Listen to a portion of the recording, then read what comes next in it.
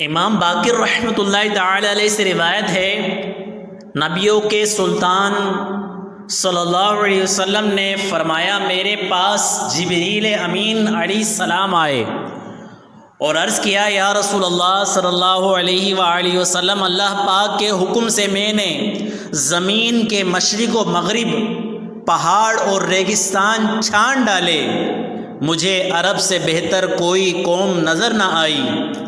اللہ پاک نے حکم دیا تو میں نے عرب میں تلاش شروع کی، مجھے مضر سے بہتر کوئی قبیلہ نہ ملا۔ پھر اللہ پاک نے حکم دیا، میں نے مضر میں تلاش شروع کی تو مجھے بنو کنانہ سے بہتر کوئی نظر نہ آیا۔ پھر حکم ہوا، میں نے بنو کنانہ میں تلاش کیا، مجھے قریش سے بہتر کوئی نہ ملا۔ پھر حکم ربانی سے میں نے قریش میں تلاش کیا تو بنو ہاشم سے بہتر کوئی نظر نہ آیا۔ پھر بنو ہاشم میں تلاش کا حکم ملا، میں نے تلاش کیا تو کوئی آپ سے بہتر، آپ سے افضل نظر نہیں آیا۔ یہی بولے سدرہ والے، چمنے جہاں کے تھالے، سبھی میں نے چھان ڈالے، تیرے پائے کا نہ پایا، تجھے یک نے یک بنایا، تجھے حمد ہے خدایا۔ وضاحت کرتے ہوئے فرماتے ہیں، حضرت جبریل امین علیہ السلام نے بھی یہی کہا کہ اے محبوب کریم، میں نے ساری دنیا چھان ڈالی مگر آپ کے جیسا کوئی بھی نظر نہیں آیا۔ تعریف ہے اس ایک سچے خدائے واحد کی جس نے آپ کو بے مثل و بے مثال بنایا ہے۔ معلوم ہوا سعادت کرام کے نسب میں پیارے آقا مکی مدنی مصطفیٰ صلی اللہ علیہ وسلم سے لے کر حضرت آدم علیہ السلام تک جتنے بھی آباء و اجداد ہیں، سب ہی بہت فضیلت والے ہیں، بلند رتبہ ہیں۔ معلوم ہوا جیسا نسب سعادت کرام کو نصیب ہے، ایسا نسب دنیا میں کسی اور کا نہیں ہے۔ مسلمانوں کے دوسرے خلیفہ حضرت عمر فاروق اعظم رضی اللہ تعالیٰ عنہ کے دور خلافت کا واقعہ ہے۔ ایک مرتبہ مدینہ پاک میں مال غنیمت لایا گیا۔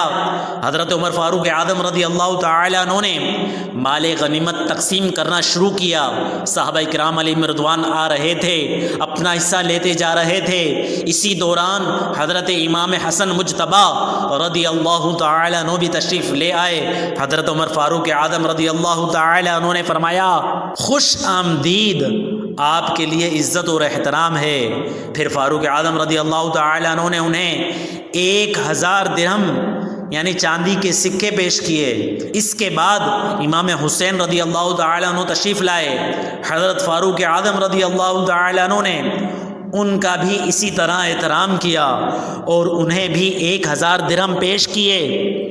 ان دونوں سید زادوں کے بعد حضرت عمر فاروق اعظم رضی اللہ تعالیٰ عنہ کے اپنے بیٹے حضرت عبداللہ بن عمر رضی اللہ تعالیٰ عنہما حاضر ہوئے۔ حضرت عمر فاروق اعظم نے انہیں 1000 درہم کے بجائے 500 درہم دیے۔ حضرت عبداللہ بن عمر رضی اللہ تعالیٰ عنہ نے عرض کی، اے امیر المؤمنین، امام حسن اور حسین رضی اللہ تعالیٰ عنہما ابھی ننھی عمر میں تھے، میں اس وقت بھی دین کی خدمت کے لیے سر تن کی بازی لگایا کرتا تھا، جہاد میں شریک ہوا کرتا تھا۔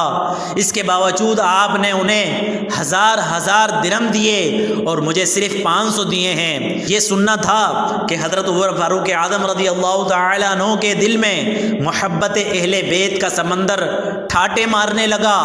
آپ نے محبت اہل بیت سے سرشار ہو کر فرمایا، جی ہاں بالکل، تم جیسا کہتے ہو بات ایسی ہی ہے، لیکن اگر تم ان کے برابر حصہ لینا چاہتے ہو تو جاؤ، پہلے تم حسنین کریمین کے والد جیسا والد لاؤ، ان کی امی جیسی امی لاؤ، ان کے نانا جیسے نانا، ان کی نانی جیسی نانی، ان کے چچا جیسے چچا، ان کے ماموں جیسے ماموں لے کر آؤ، پھر ان کی برابری بھی کر لینا، مگر یاد رکھو تم یہ نہیں کر پاؤ گے، کیونکہ ان کے والد علی المرتضیٰ شیر خدا رضی اللہ تعالیٰ عنہ ہیں، ان کی والدہ بی بی فاطمہ الزہرا رضی اللہ تعالیٰ عنہ ہیں، ان کے نانا محمد مصطفیٰ صلی اللہ تعالیٰ علیہ وسلم ہیں، ان کی نانی بی بی خدیجۃ الکبریٰ رضی اللہ تعالیٰ عنہا ہیں،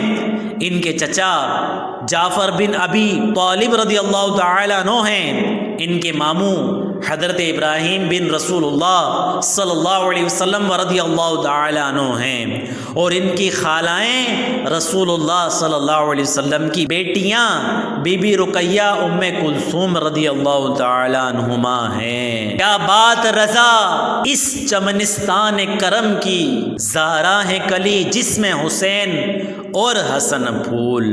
معلوم ہوا اولاد رسول اللہ صلی اللہ علیہ وسلم نسب کے اختیار سے علیحدہ ہی شان کے مالک ہیں، ان جیسا نسب کسی اور کو نصیب نہیں ہے۔ ساتھ ہی اس واقعے سے یہ بھی معلوم ہو گیا کہ جب بھی کوئی چیز تقسیم کرنی ہو تو سادات کرام کے احترام کے پیش نظر ان کو ڈبل حصہ دینا چاہیے، یہی سنت فاروقی ہے۔